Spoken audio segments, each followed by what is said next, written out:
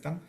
Y le damos la bienvenida entonces a la licenciada Lili Iracema Gordillo Alas. Gracias, licenciada. Ya, eh, la palestra es suya. Gracias. Gracias, doctor. Muy buenas noches a todos. Pues realmente para mí es un placer compartir con ustedes un poquito de la experiencia que se ha adquirido en el trabajo en estados clínicos. Y en esta ocasión se me encomendó la presentación de las regulaciones en marco legal internacional que incluye la Declaración Universal de los Derechos Humanos, los Códigos de Nuremberg, Informe Belmo, Declaración de Helsinki y sus enmiendas y las pautaciones. Ya ayer Rafael estuvo haciendo algunas referencias ya a todo lo que son las regulaciones internacionales y vamos a pasar a ser un poquito más específicos en cada uno de estos temas. Como primer lugar, pues quiero compartirles esta diapositiva. No funciona.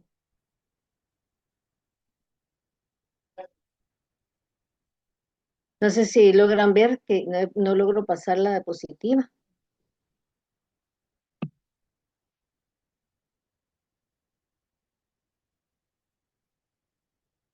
Creo que voy a salirme porque no funciona.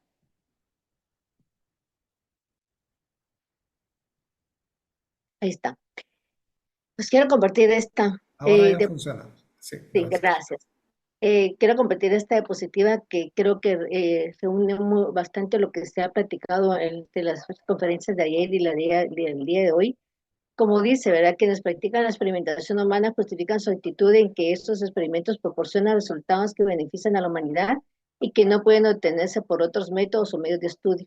Todo está de acuerdo, sin embargo, en que deben observarse ciertos principios básicos a fin de satisfacer los requisitos de la moral, la ética y el derecho. Realmente todo esto va de la mano cuando se hace la evaluación de los ensayos clínicos, ¿verdad? Que se ve la parte metodológica y la parte ética y la legal para la aprobación de los ensayos clínicos, puesto que hay una ley que regula, que comprende principios éticos también, y todo esto pues redunda en que la realización de los ensayos clínicos deben de cumplir con todos esos aspectos. En primer lugar, tenemos la Declaración de los Derechos Humanos. Esta declaración fue creada en 1948. Perdón, la adquirió, la asumió o la detuvo, digamos, la participación con la ONU, que en ese momento se había creado. Incluye los derechos civiles y políticos, lo que corresponde a lo que es la libertad, la libertad privada, el derecho a la salud, el derecho a la seguridad social, el derecho a una vivienda adecuada y demás condiciones realmente que son los derechos que desde el inicio de la humanidad deben de tener. Esta fue adoptada, como les decía, por las Naciones Unidas cuando se acababa de crear en 1948 como respuesta a todos los actos que se habían dado en relación a los problemas de los nazis, ¿verdad? Que habían realmente estaban contra la conciencia de la humanidad en ese momento y hasta el día de hoy todo es clarificado al respecto. Su adopción se conocía que los derechos humanos son la base de la libertad, la justicia y la paz. Realmente esta está fundamentada en 7 principios que son, como ven ustedes, los de la humanidad, imparcialidad y demás que están acá descritos. Cada uno de ellos tiene su relación también con lo que hemos visto de los respetos a cada uno de los valores de la investigación, como es el caso de la libertad, ¿verdad?, de cada una de las personas. Estos incluyen los 5 valores, perdón, que son el derecho a la vida, a la libertad, a la no esclavitud, ni tampoco la tortura, a la libertad de opinión y de expresión, ni a la libertad a la educación y el trabajo.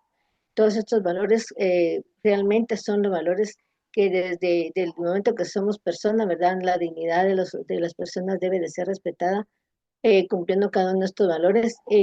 Considero que realmente una declaración de derechos humanos, por decirlo así, debería estar de más, porque realmente todos debemos respeto, ¿verdad? Y tenemos la libertad de actuación, pues como de ser personas pensantes y dignas de tener una vida libre y de gozar todas las, eh, lo que la vida nos da, ¿verdad? A cada uno de nosotros, para el beneficio de cada uno.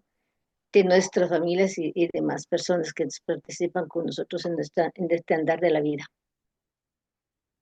Bien, algo muy importante es el Código Nuremberg, que este surgió precisamente por todos los experimentos médicos conocidos en los diferentes campos de concentración que estaban bajo el mando del doctor Edward Reich.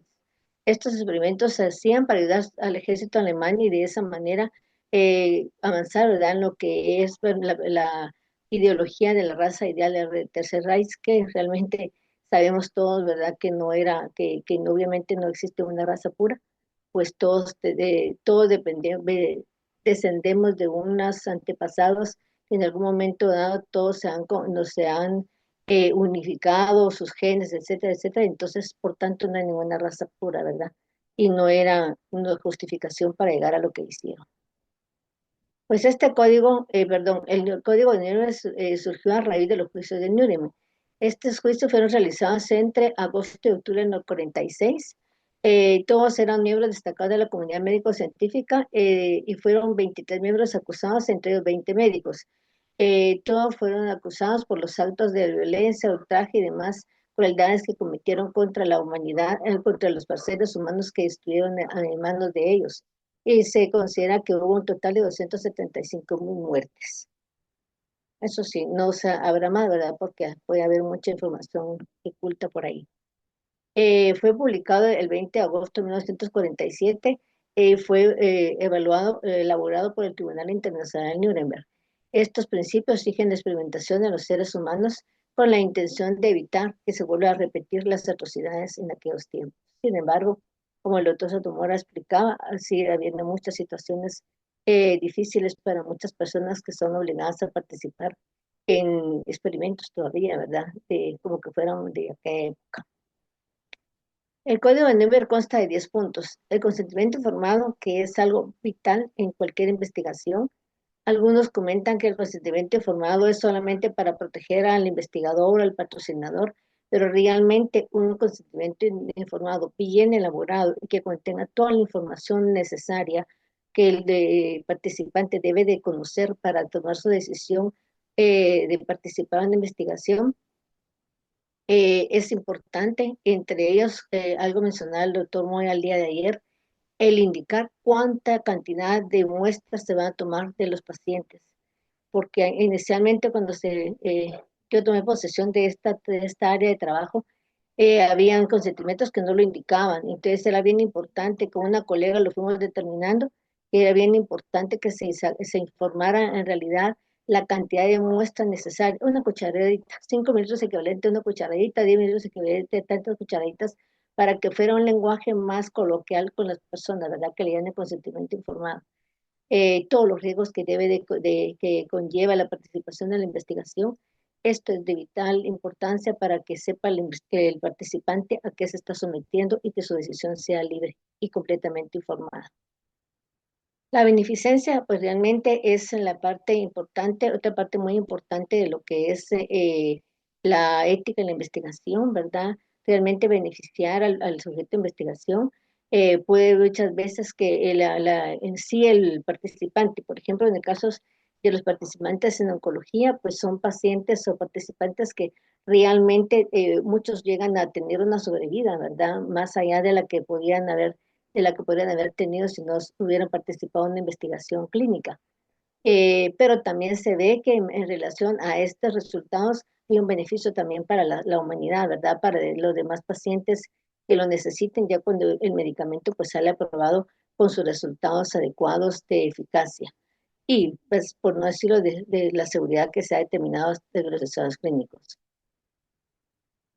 El diseño del experimento, realmente un experimento o el ensayo clínico debe de ser adecuado, que realmente permita una protección adecuada a los sujetos de investigación y de esa manera garantizar su participación con un diseño que realmente esté acorde a lo que se espera encontrar en la información, que no vaya a hacer ningún daño, de verdad, que vaya a realmente a causarle un beneficio de alguna manera al sujeto de investigación, pero que realmente esté diseñado. Por ejemplo, hemos tenido el caso de algunos estudios que recientemente tuvimos uno que realmente la indicación para lo cual estaba haciendo, se iba a hacer el estudio, el medicamento era un medicamento que causaba muchas reacciones adversas ya desde las primeras fases de investigación.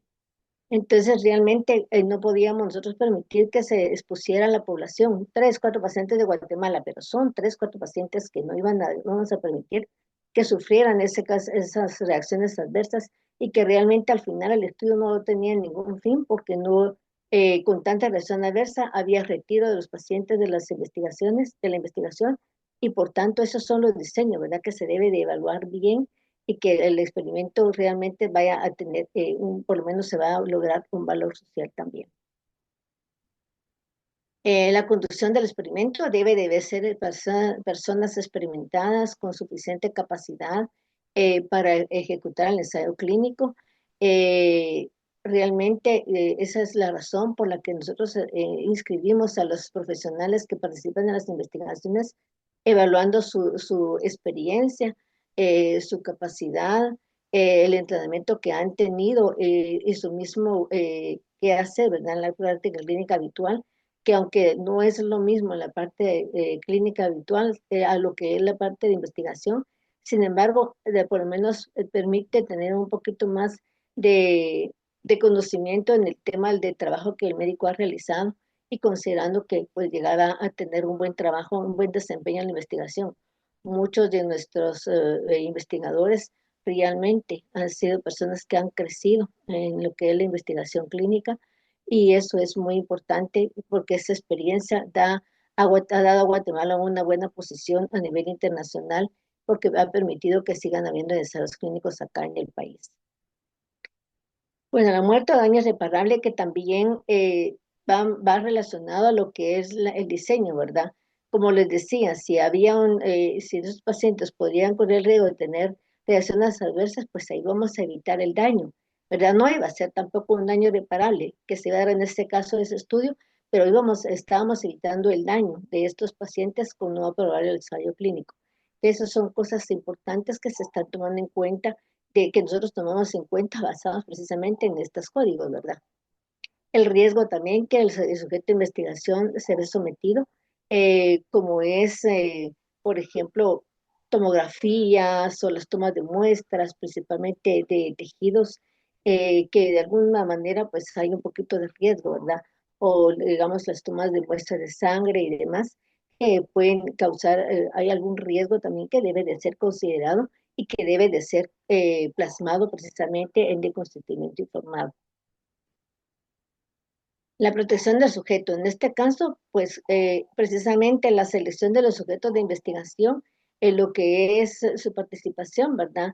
Ver si realmente es un sujeto es adecuado de acuerdo a los criterios de inclusión para su participación y pues un sujeto que con el consentimiento informado se le está proporcionando toda la información, inclusive de a qué hospital debe de asistirse en dado caso tiene alguna emergencia y por tanto debe de tener una póliza de seguro que va a dar una protección al sujeto y no va a hacerlo incurrir en gastos que están fuera de la investigación, ¿verdad? Entonces, en este caso, pues una póliza de seguro para garantizar una protección del sujeto de investigación.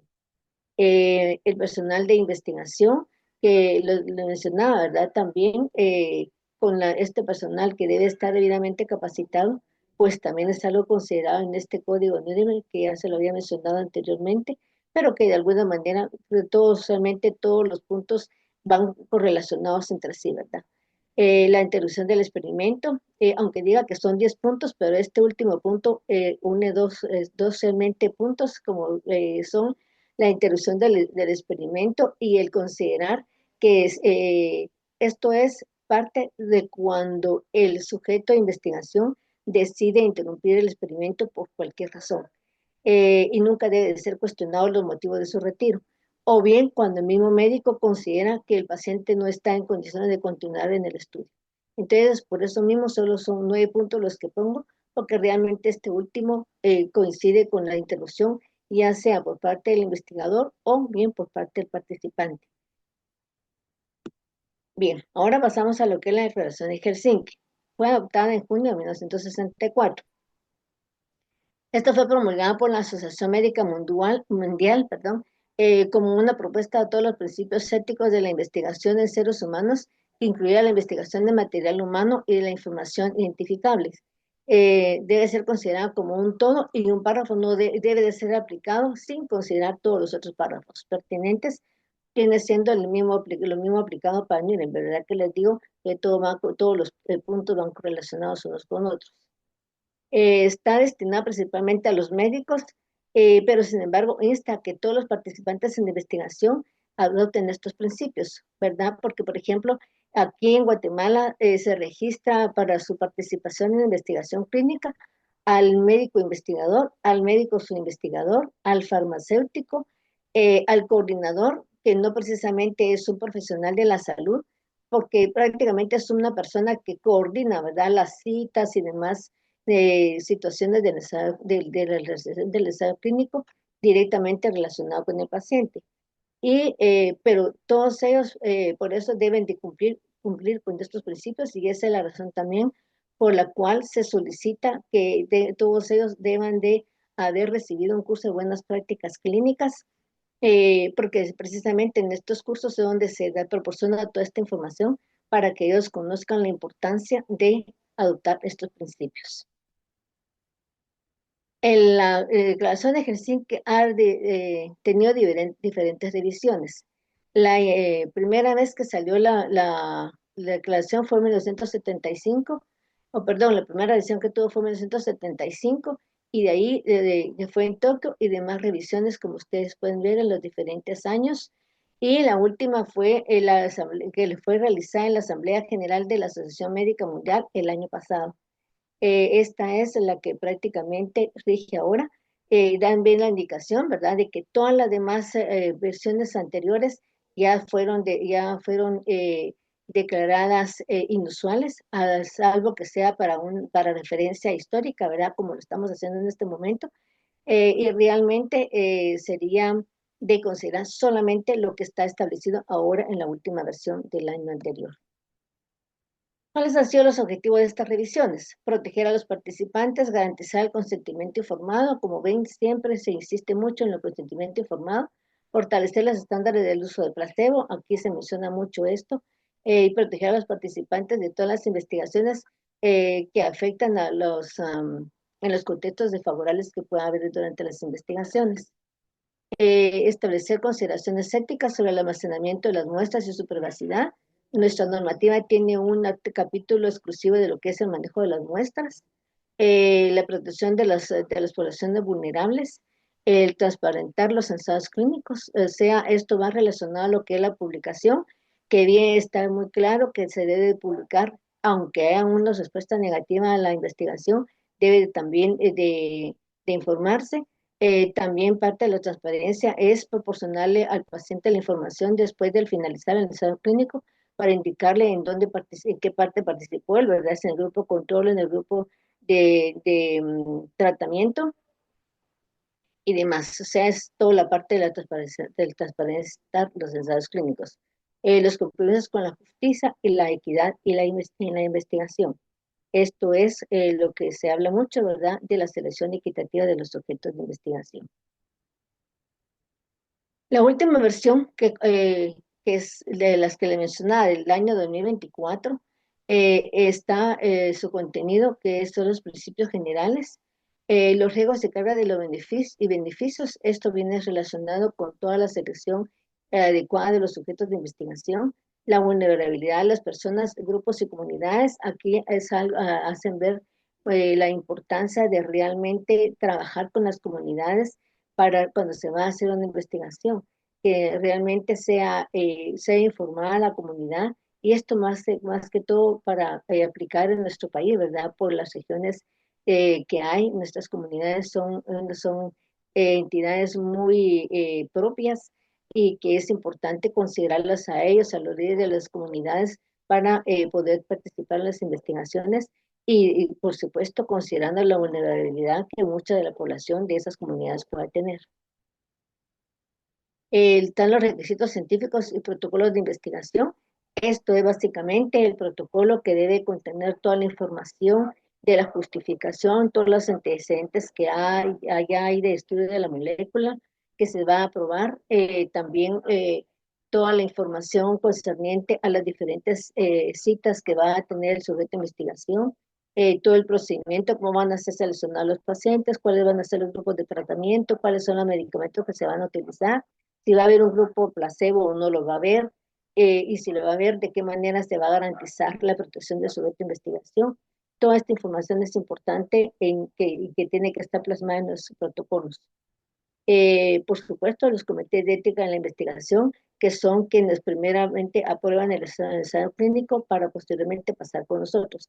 Aquí hay algo muy importante, los comités de ética aprueban, nosotros siempre hacemos una revisión y hay algunos estudios, como el que les comentaba, que lo había aprobado el comité de ética, sin embargo nosotros no lo aprobamos, no tenemos un compromiso entre los comités y nosotros, ¿verdad?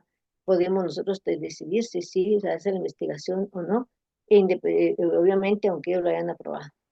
La privacidad y confidencialidad, esto es algo que debe ir en el consentimiento informado, indicando que la privacidad de sus datos se va a mantener, la confidencialidad también, y que se va a publicar, va a haber una publicación después de estos ensayos clínicos sin mencionar el nombre del paciente, ¿verdad? Inclusive el consentimiento informado debe de ser identificado el paciente con sus iniciales y no con su nombre, porque de esa manera se mantiene la privacidad y confidencialidad a la hora de que las autoridades y otros entes lleguen a revisar la documentación, se mantendrá la confidencialidad del sujeto de investigación. Y por supuesto, el sitio de investigación tiene que garantizar esa privacidad. El consentimiento libre e informado, ¿verdad? Que también que se debe presentar al documento. Este consentimiento libre e informado, como les decía, tiene que tener toda la información del paciente, las muestras que se le van a tomar y demás, eh, a quién deben de abocarse si hay alguna situación ética o dudas sobre los procedimientos, ¿verdad? O sea, investigador, los comités de ética, o también si se pueden comunicar al departamento, ¿verdad? La sesión de ensayos clínicos y demás información que debe de ser considerada en este, además del hospital a donde deben de ir, deben de asistir a la hora de cualquier reacción adversa o evento adverso que presenten. Y también, como se habla mucho ahora de la farmacogenética, perdón, también debe de haber un consentimiento informado específico para esas muestras, ¿verdad? Indicándoles si sus muestras van a ser almacenadas, por qué periodo de tiempo y en dónde van a ser almacenadas. Eso es algo muy importante también y también se les debe de indicar que obviamente sus muestras van a ser anonimizadas de manera de que nadie sepa que las muestras son de ellos, ¿verdad? Entonces es otra forma de garantizar la confidencialidad en el manejo de esta información que debe de ir en un consentimiento aparte para la toma de muestras. Otro consentimiento informado que se pone, que se presenta dependiendo del estudio, es el de la pareja embarazada, la pareja del participante. Muchas veces los medicamentos causan algunos problemas a nivel de espermas, por ejemplo, y si la pareja del participante queda embarazada, pues hay que darle seguimiento o depende, ¿verdad? O si no, pues utilizar los anticonceptivos que es para evitar los embarazos o bien cuando la mujer es la que participa en la investigación, ¿verdad? Igual mantener un control y se hacen constantes tomas de muestra para ver si no está embarazada y dependiendo si aparece, si está embarazada, pues deberá ser retirada del estudio y demás condiciones que también debe de ir en ese consentimiento informado. Entonces hay varios tipos de consentimiento informado de alguna manera y en todos pues siempre va con la intención de proteger al sujeto de investigación. El uso del placebo, pues está considerado en muchos casos el placebo como tal, pero realmente en general se utiliza, realmente es cuando no hay nada con qué comparar, que no haya ningún estándar establecido. Sin embargo, eh, hay, por ejemplo, en el caso de un infarto, que se presenta el paciente, puede recibir su medicamento de posinfarto y considerarse este paciente sin darle tratamiento, darle un placebo. Y el otro grupo, pues darle el tratamiento de posinfarto más el medicamento. Solamente este placebo se utiliza como para enmascarar que el paciente no se entere, ¿verdad?, que está o no recibiendo el tratamiento de estudio. Pero en ningún momento se le está desprotegiendo porque sigue con su tratamiento habitual del posinfarto. Y así es más básicamente el uso del placebo, que hasta el momento en los ensayos clínicos que nos han ingresado es como se maneja. Las estipulaciones post-ensayo, pues también la normativa lo tiene establecido. Generalmente no se ha logrado. Algunos casos, digamos, de cuando termina alguna investigación, sí ha habido 2 o 3 estudios que han hecho llamados de uso compasivo y se ha considerado aún a la población participante para seguir hasta que el medicamento sale al comercio. Sí, se han concluido algunos 2 estudios de esa forma. Y esa es la forma en que, pues, desde este momento han garantizado algunos patrocinadores la continuación del tratamiento después del ensayo. Bueno, el registro y publicación de la investigación e difusión de los resultados. Esto es básico. Realmente, en general, las investigaciones son publicadas en las revistas indexadas. eh, Y como les digo, ¿verdad? Debe de publicarse aunque sea resultados negativos. Y siempre, como al final la publicación sale indicando la totalidad de los sujetos de investigación, nunca se va a enterar el mundo cuántos participaron de Guatemala ni de más países, ¿verdad? Porque la totalidad de los sujetos está ahí indicada sin especificar naciones. Las intervenciones no probadas en la práctica clínica, en este caso puede darse el caso de que suceda casos, digamos, de medicamentos que no han sido todavía en ensayos clínicos, pero que tampoco han sido probadas en la práctica clínica, pero que se consideran como posibles de realizar, pero todo también dependerá de del riesgo que pueda haber en la población participante. Básicamente, estas son todo el contenido, este es el contenido de la última versión de la Declaración de Helsinki. Como ustedes pueden ver, tiene una relación muy grande con lo que hemos venido hablando, ¿verdad? La Declaración de Derechos Humanos y lo que es el Código de Nuremberg. Todo va redundando a lo que es la protección del sujeto de investigación. Aquí tenemos también lo que es el informe Belmont, que son los principios éticos y directrices de la protección de sujetos humanos en investigación. Realmente el informe Belmont eh, hace una distinción entre la práctica y la investigación, presenta los principios éticos básicos y tiene sus aplicaciones. La distinción está en que en la práctica las intervenciones son diseñadas solamente para centrar el bienestar de un paciente cliente con expectativas razonables de éxito, o sea, ya son conocidos los medicamentos y se utilizan para tratar al paciente ya en base a un diagnóstico clínico y prácticamente no es, como dicen, nada nuevo, ¿verdad? Sino que es algo que ya se conoce. Sin embargo, pues obviamente el paciente debe tener un seguimiento adecuado por el médico, ¿verdad?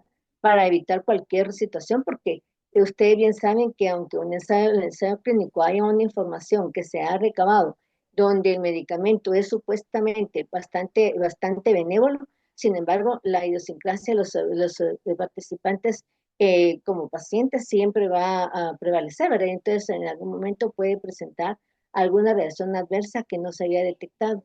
Y como saben, ¿verdad? Los ensayos clínicos es una cantidad de pacientes estipulada, mientras que cuando ya se le el medicamento a la población en general, pues ya hay una exposición de mayor cantidad de pacientes y que pueden algunos presentar reacciones adversas, se pueden presentarse en varios pacientes y eso es importante, ¿verdad? El seguimiento en la práctica clínica habitual. Y la investigación, pues esto es una actividad diseñada para probar una hipótesis y lograr conclusiones y en consecuencia desarrollar, complementar lo que es el conocimiento en general para poder realmente considerar que el medicamento pueda llegar a ser comercializado posteriormente. Hay casos en los que los medicamentos ya no han llegado a ver la luz, como dicen, ¿verdad? A comercializarse porque se ha determinado que hay muchas reacciones adversas. Aquí tuvimos 3 ensayos clínicos que acababan de ser aprobados, pero ya habían, como siempre se están llevando a cabo los mismos estudios en otros países, o bien con la misma molécula, se determinó que habían fallas hepáticas fulminantes. Entonces los ensayos clínicos se cancelaron. ¿verdad? Entonces, muchos no llegan a ver la luz, como les digo, ¿verdad? Para ser comercializados. Y eso es la importancia también de una investigación adecuada y con cumplimientos éticos y demás que hemos venido hablando. Los principios éticos básicos son realmente el respeto por las personas, la beneficencia y la justicia. Hay un principio ético que han incluido también, que es la de no maleficencia, que prácticamente es no causar el daño. Pero estos principios tienen sus aplicaciones. Por ejemplo, el respeto a las personas, la aplicación está en el consentimiento informado, porque a ello se le está respetando al paciente que tome su decisión libre de participar o no en la investigación con la información que se le está proporcionando. La beneficencia, que es asegurar el bienestar de los pacientes y es valorar el riesgo-beneficio real de la investigación. Ver realmente que el beneficio sea mayor que el riesgo y que realmente no exponer a la población, ¿verdad?, a un riesgo innecesario, y por eso es bien importante este tipo de consideraciones. Y la justicia, pues seleccionar equitativamente a los objetos de experimentación. Esto va relacionado con lo que son los criterios de inclusión y exclusión. Realmente lo que permite seleccionar a los pacientes y lo que es la selección al azar, ¿verdad? Porque realmente no se va a decir que porque es mujer se va a este grupo y que porque es hombre va a este grupo, sino que todos van a ir a participar de acuerdo a esa selección al azar. Bien, ahora tenemos lo que es la Conferencia Internacional sobre la Organización de Requisitos Técnicos para el Registro de Productos Farmacéuticos para Uso Humano, o sea, las conocidas como ICH. Esta normativa realmente surgió se creó con la Conferencia Internacional sobre la Organización de los Requisitos Técnicos para los Productos Farmacéuticos, con la intención de que realmente todo se realice de la misma forma y que puedan ser utilizados todos los medicamentos y demás a nivel internacional. Realmente se surgió a raíz de reuniones dadas entre las autoridades reguladoras de medicamentos de Europa, Japón y Estados Unidos de América.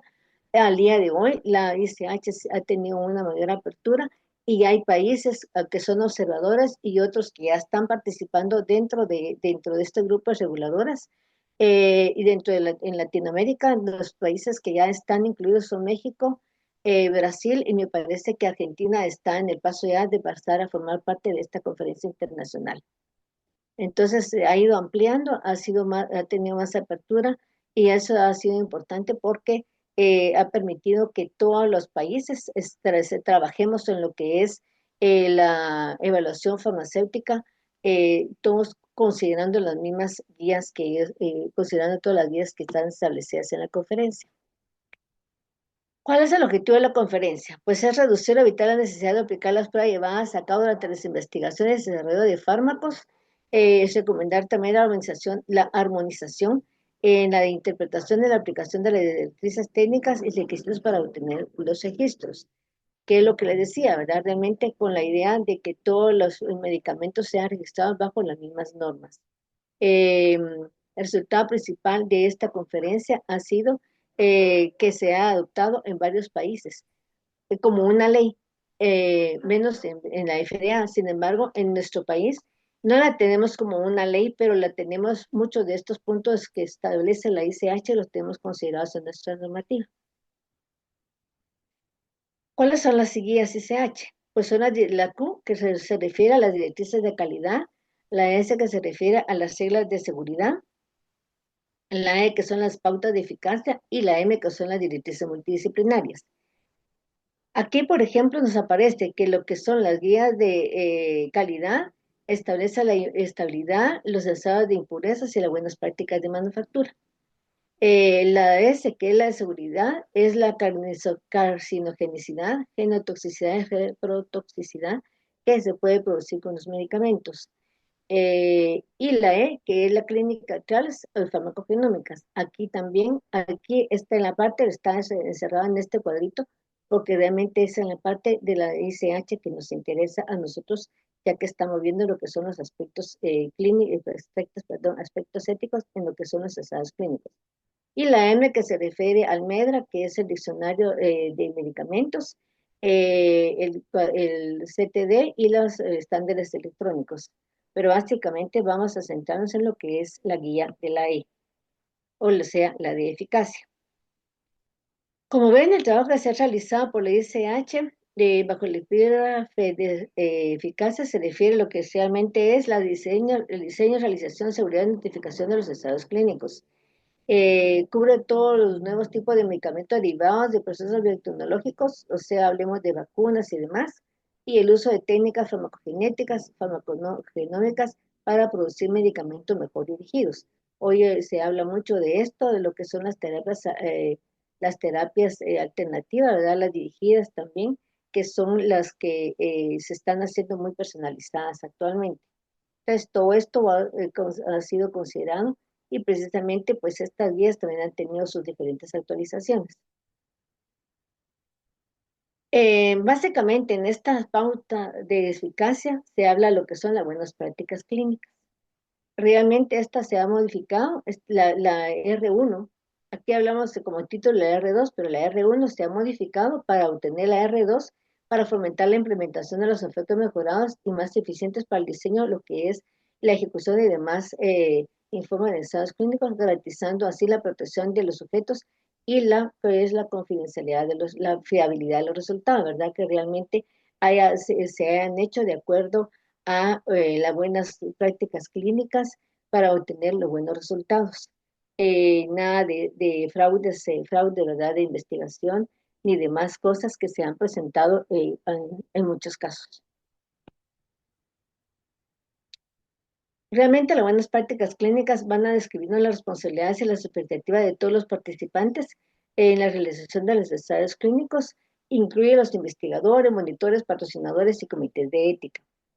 Esto es a partir de 1996 que fue establecido y como ven, aquí se incluye a los investigadores y demás personal que participa o instituciones que participan en la realización de los ensayos clínicos. De ahí nosotros tenemos lo que les comentaba, ¿verdad? Registrar a este tipo de profesionales y de entidades. Abarca los aspectos de monitorización, lo que es la notificación del archivo de los ensayos clínicos e incorpora adendas a los documentos esenciales y al manual del investigador. Dentro del dossier que se presenta para una evaluación de un protocolo, se presenta el manual del investigador, el cual reúne toda la información desde del área preclínica hasta las últimas fases anteriores a la fase de investigación que se está proponiendo de realizar en el país. Entonces, en este manual del investigador muchas veces se acude a él para ver qué ha pasado. Por ejemplo, tuvimos un caso de un estudio que venía para niños de un mes y buscamos la información y no había ningún estado clínico todavía en ese grupo de edad. Por tanto, el estudio no se aprobó porque consideramos que era prácticamente nuevo todo, ¿verdad? Y no se sabía qué riesgos habían en ese grupo etario. Por tanto, no se aprobó. Entonces, son cosas que vamos considerando, ¿verdad? En la evaluación de los protocolos y demás documentos que se adjuntan en la solicitud de la aprobación. Y ahora lo que es en la actualización del 2016, se consideró la implementación de enfoques mejorados y más eficientes para el diseño, la ejecución y demás aspectos relacionados con la presentación de los informes clínicos, garantizando así también la protección de los sujetos humanos y la fiabilidad de los resultados, ¿verdad? Entonces, como ven, desde el 96 al 2016 hubo alguna transformación en algunos puntos de lo que son las buenas prácticas clínicas. También tenemos el Consejo de Organizaciones Internacionales de las Ciencias Médicas, o las conocidas como CIOMS. ¿Qué es CIOMS? La sede Council for International Organization of Medical Science. Esto es lo que tenemos, por eso sus siglas están en base a de información en idioma inglés. ¿Qué es la CIOMS? Es un organismo internacional creado en el 49, conjuntamente por la OMS y la UNESCO. Esto para agrupar organizaciones internacionales dedicadas a lo que es la ciencia biomédica, y a lo largo de su historia pues ha encontrado diferentes actividades en la ética y los valores humanos, la educación, la política y la economía de la medicina. Realmente estas pautas han tenido una historia y objetivos bien establecidos, como son el mantener relaciones oficiales con la OMS, eh, publica las pautas éticas internacionales para la investigación biomédica en seres humanos y desarrolla formularios estandarizados para la notificación de reacciones adversas de los medicamentos. Por ello, muchas veces se habla de lo que es el formulario SIOMS, ¿verdad? Que es de donde se realizan las notificaciones de las reacciones adversas.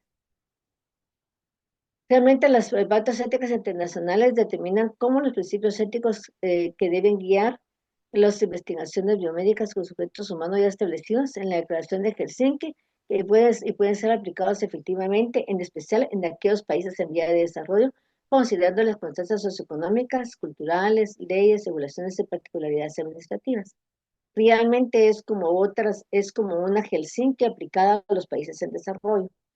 Cuando uno revisa toda esa documentación de las pautas éticas, hace mucha mención de lo que es Helsinki y relaciona mucho de las pautas con los diferentes puntos que Helsinki tiene establecidos.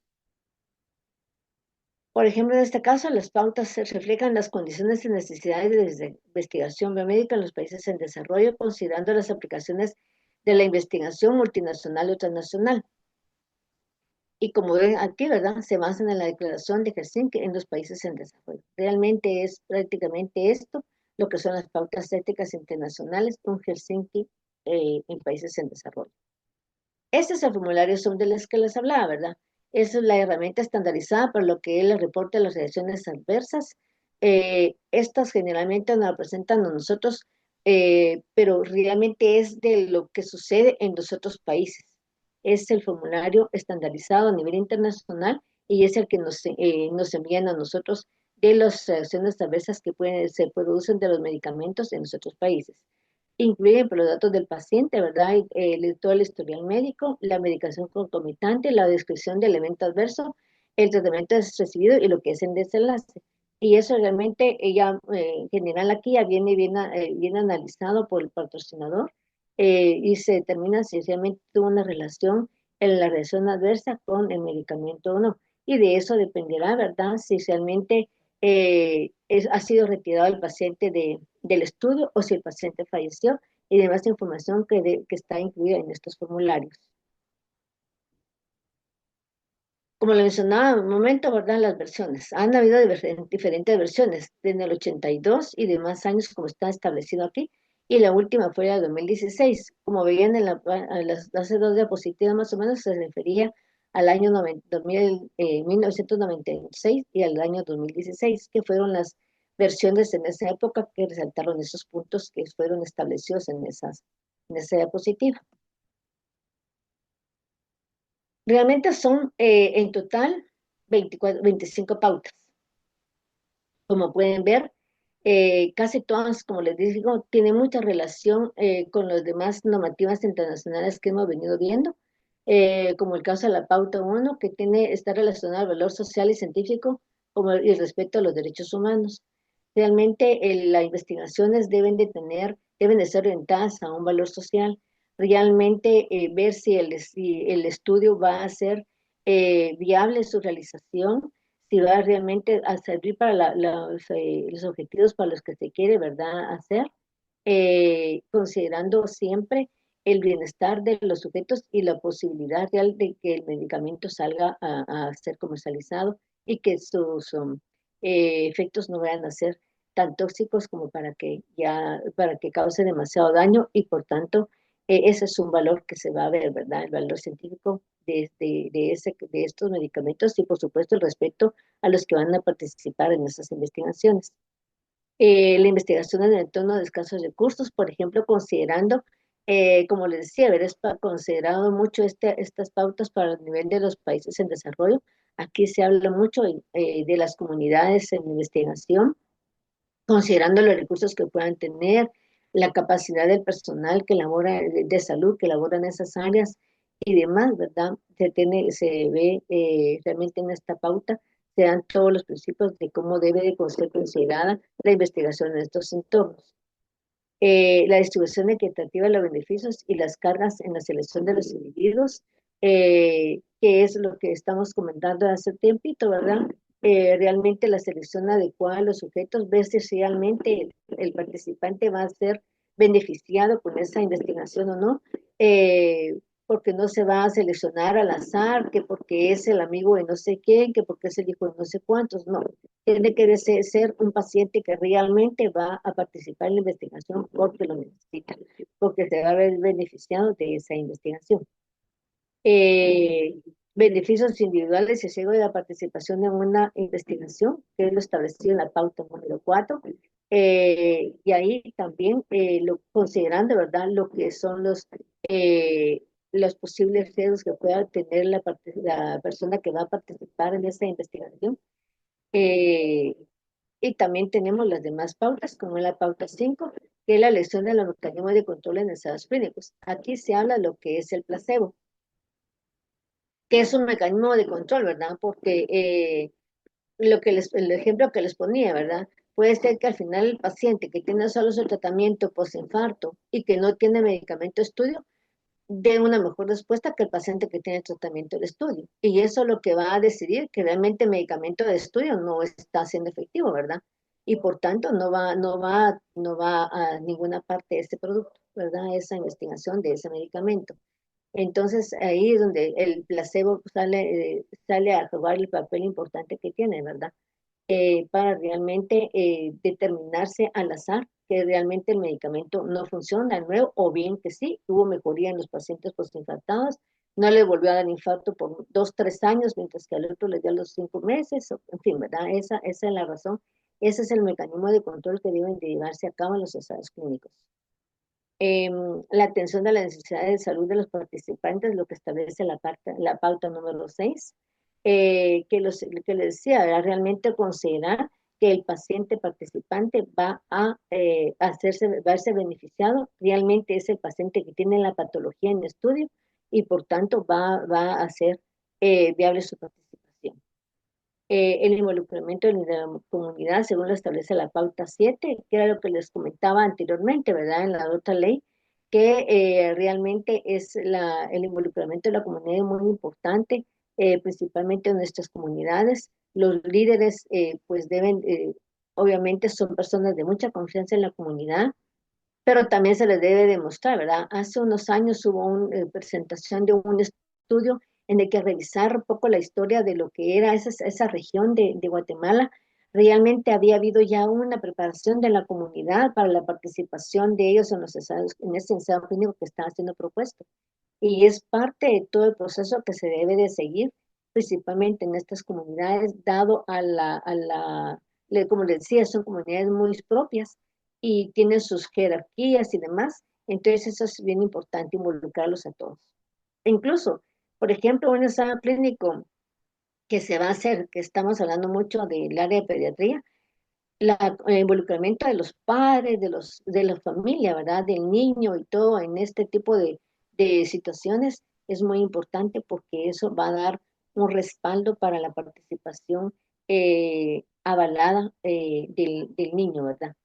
Em, También la pauta 8 establece las asociaciones de colaboración y formación de capacidad para la investigación y la revisión de la investigación. Esto va relacionado con lo que le mencionaba, la capacitación de las personas, las diferentes colaboraciones en el sentido de capacitar, digamos en este caso con los cursos de buenas prácticas clínicas y demás capacitaciones en ética, en metodologías de investigación y demás, ¿verdad? Que es importante para los que están participando como investigadores en cualquier estudio de este tipo. La pauta 9 establece que las personas que tienen capacidad para dar consentimiento informado. Eh, Hay veces que hemos detectado en unas pocas ocasiones que no es el investigador el que presenta el consentimiento informado. Mínimo debe de ser su investigador, porque el coordinador muchas veces es una secretaria. Entonces, quien tiene que presentar el consentimiento informado tiene que ser el médico, principalmente el investigador, o en su defecto el su investigador. Pero realmente son las dos personas que por sus conocimientos médicos y demás van a tener esa capacidad de explicar al paciente cualquier duda que tengan respecto al consentimiento informado, ¿verdad? Entonces eso es muy importante a considerar. La pauta número 10 que establece las modificaciones y dispensa de consentimiento informado. Aquí se habla un poquito, por ejemplo, en casos en los que el paciente necesita el medicamento y entonces pueden considerar dispensar de consentimiento informado, o digamos la persona está en su condición mental o en su condición de orientación eh, no está adecuado, ¿verdad? Entonces, pues darle el medicamento, sencillamente eso es lo que le va a ayudar en su momento y después, pues ya dar consentimiento informado cuando ya la persona esté en mejores condiciones para que realmente ya sea el consentimiento de esta persona o bien, pues de un representante legal o los padres y demás que puedan dar el consentimiento sin que el paciente esté enterado por su misma situación, ¿verdad? En la pauta 11 se refiere a la recolección, almacenamiento y uso de los materiales biológicos y datos relacionados. Aquí es lo que le mencionaba, ¿verdad? La importancia de la anonimización de las muestras, identificarlas y que solamente el investigador tenga esa información y que las muestras sean enviadas de alguna manera anonimizadas para que no se sepa de qué paciente es la muestra más que el investigador que es el que la ha tomado, ¿verdad? La recolección, almacenamiento y uso de datos son una investigación relacionada con la salud. Básicamente es lo que hablaba, ¿verdad? De la confidencialidad de la información. Y aquí va mucho también lo que es el respeto a la persona, ¿verdad? Por los datos que deben de ser, son propios del participante de la investigación. Y eso es algo que tiene que considerarse muy ampliamente. La pauta 13 nos menciona lo que es el reembolso y compensación para los participantes en una investigación. Básicamente, lo que se refiere acá son los reembolsos que se puedan dar por transporte, por hospedaje, por alimentación, por la asistencia, ¿verdad? A lo que es el seguimiento de los estados clínicos. Hay estados clínicos que algunas veces tienen que quedarse una noche, ¿verdad? Hospitalizados por el seguimiento que le van a dar, por diferentes tomas de muestras que le van a realizar cada cierto tiempo. Entonces ahí debe de haber una compensación e incluso por un salario que perdido en ese día, etcétera, ¿verdad? Pero como se mencionaba también, no hay que dar tampoco demasiado ofrecimiento económico porque realmente puede considerarse como coacción, sino que solamente lo necesario para que el paciente no se vea afectado en su bolsillo, en la participación de la investigación, ¿verdad? Pero que tampoco se vea coaccionado por la cantidad de dinero que se puede estar ofreciendo. La pauta 14, que es el tratamiento y compensación por daños relacionados con una investigación, lo que le mencionaba anteriormente, el seguro, ¿verdad? Que debe de garantizar inclusive un seguro que puede cubrir más allá de la investigación, porque han habido estudios en los que después de que termine el estudio, se presentan algunas reacciones adversas porque son reacciones adversas tardías al medicamento. Entonces, ese es otro punto que debe de ser considerado y por tanto el seguro debe de ir más allá del periodo de realización del estudio. La pauta 15, que es la investigación con personas y grupos vulnerables. Como grupos vulnerables se consideran a los niños, las personas con capacidades especiales diferentes y demás personas que realmente pueden participar en la investigación, pero siempre considerando esa protección, ¿verdad? Que sea el tutor, el representante legal o demás personas que están alrededor y tienen bajo su responsabilidad a estos grupos de vulnerables, a que realmente haya alguien que los proteja de alguna manera, aceptando o no el estudio, siempre con toda la información. Por ejemplo, en el caso se considera vulnerables a los niños, ¿verdad? En este caso se habla mucho de lo que es el asentimiento informado.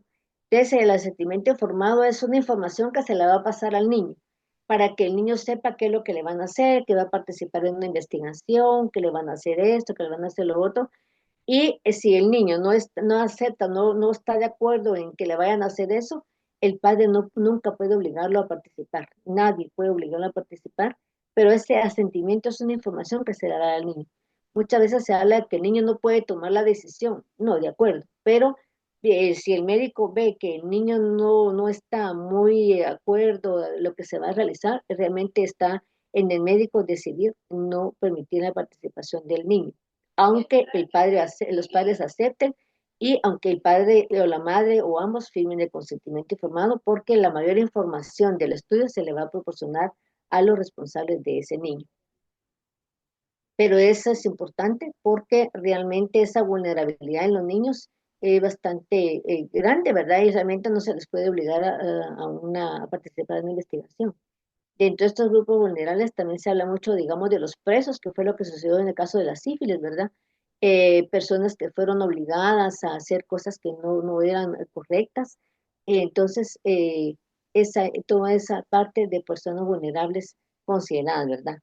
Y por tanto son personas que necesitan mucha protección. La pauta 16, la investigación con adultos que no tienen capacidad para dar consentimiento informado. Por ejemplo, hubo un estudio para Alzheimer en el que tenía que haber un representante legal de ese paciente para firmar el consentimiento informado. Tenía que haber una información, se le tenía que proporcionar información al cuidador de esa persona, porque era quien iba a acompañarlo en sus citas y a darle su tratamiento y demás. Entonces, todo eso también debe de considerarse cuáles son todos los puntos importantes para la participación de ese paciente, porque obviamente un paciente si no tiene Alzheimer no podía participar en ese estudio, ¿verdad? Entonces son personas que realmente son los que tienen que participar en ese estudio porque tienen que participar, su patología es la que no, lo lleva a ese estudio, pero es importante siempre esa protección, ¿verdad? Del paciente en estas condiciones. La pauta 17 que establece la investigación con adultos que no tienen capacidad, perdón, esta no se me fue de plan, alguno más. Bueno, estamos considerando lo que las mujeres como participantes en una investigación.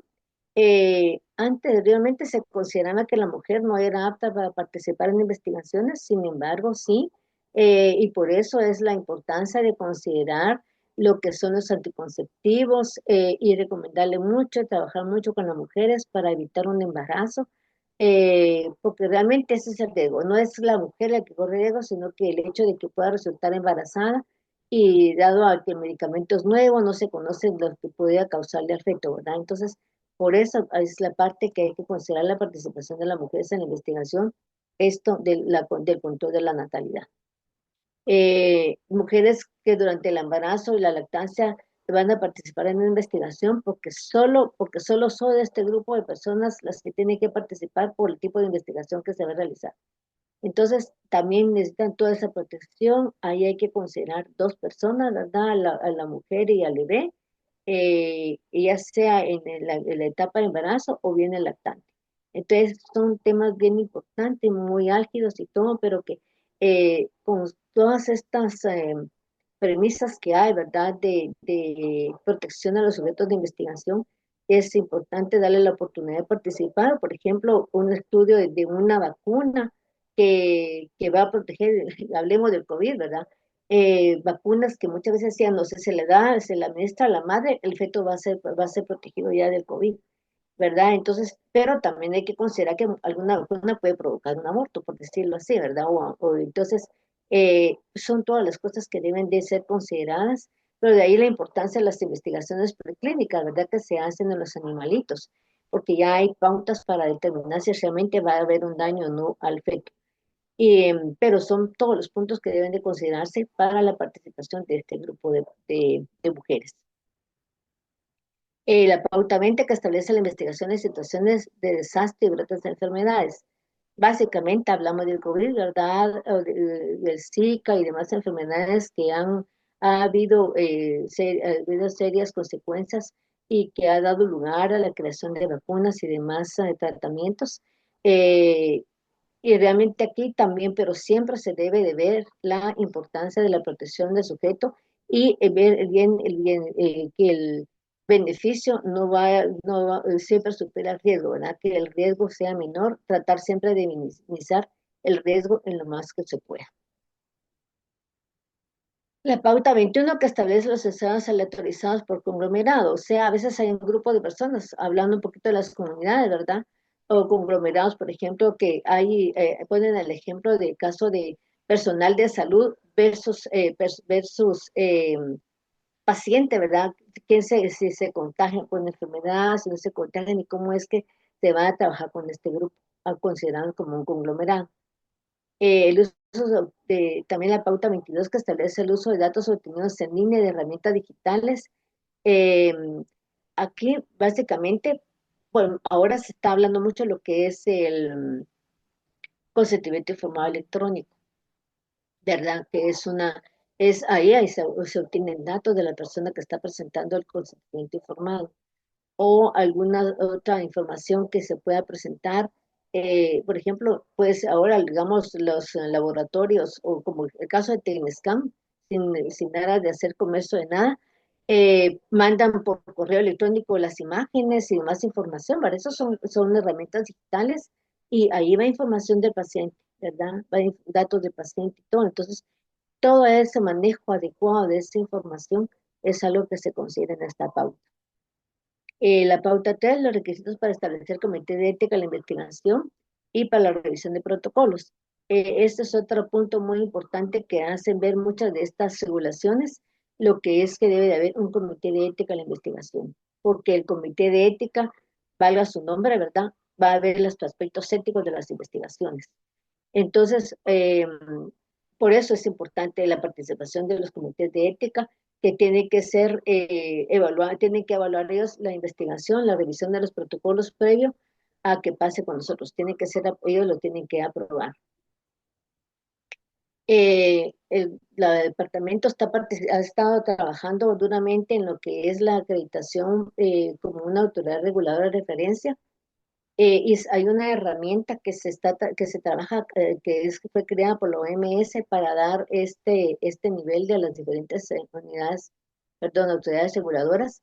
Y ahí se establece mucho también lo que son los comités de ética, cómo es que deben ellos de ser regulados, porque también deben de ser regulados.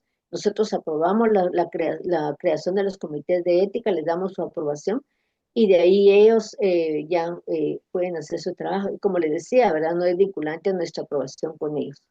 Y como le digo, esa herramienta lo considera, o sea, es algo muy, muy importante en lo que es la fiscalización de los estados clínicos.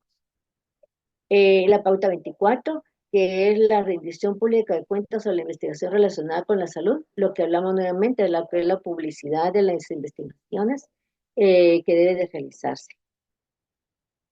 Y la pauta 25, habla de los conflictos de interés. Como ven, los conflictos de interés realmente es que no haya ningún conflicto en el hecho de que el investigador, por ejemplo, trabaje con la industria farmacéutica, porque ya hay un interés financiero, ¿verdad? También que los comités de ética, que el investigador trabaja con el comité de ética. En este caso, los comités de ética deben tener muy claros los conflictos de interés y se establece que si un investigador que forma parte del comité de ética va a hacer una investigación, él debe de abstenerse de participar en la revisión de ese protocolo. Y en el caso de los conflictos de interés con la industria farmacéutica, pues también debe de quedar claro, ¿verdad? Y es importante hacer esa declaración a la hora de hacer las publicaciones de las investigaciones, que no ha habido un conflicto de interés. Por ejemplo, el doctor Rafa ayer mencionaba eso, ¿verdad? Él no tenía conflicto de interés en nada y por tanto eso es algo que se considera en estas pautas éticas. Esta es la portada del documento. Como ven, es el último de la última versión del 2016. Con esto vamos llegando a la parte final de lo que son las pautas éticas internacionales. También tiene estos apéndices que considera los elementos de un protocolo. Lo que le decía, todo el contenido, la justificación, antecedentes y demás que tiene que tener el protocolo, la obtención de consentimiento informado, eh, el proceso de dar la obtención de consentimiento informado, el grupo de trabajo que hizo la revisión de las pautas éticas, hay una serie de personajes que participaron en eso, al igual que las personas que aportaron sus diferentes comentarios. Con ello finalizo acá, haciendo esta énfasis, ¿verdad?, en que hacer ciencia con conciencia. Y eso es cumpliendo con todos los aspectos éticos importantes a considerar para la realización de las investigaciones. Muchas gracias.